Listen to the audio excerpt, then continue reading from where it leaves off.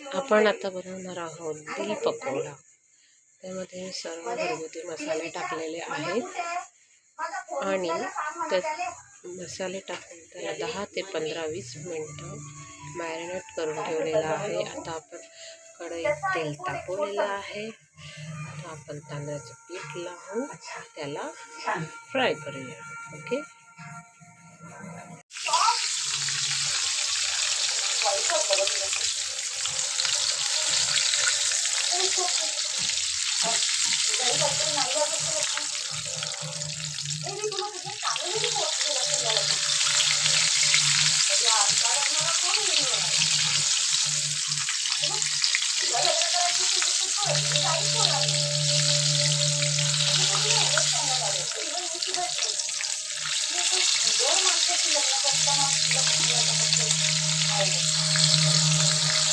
हे बघा आपले दिल पकोडे झालेले आहेत। किती सुंदर आणि छान दिसत आहेत।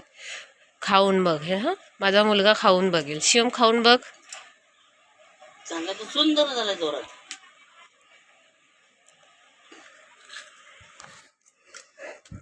कसा वाटला? मस्त ना? तुम्ही पण ट्राय करा असे दिल पकोडे।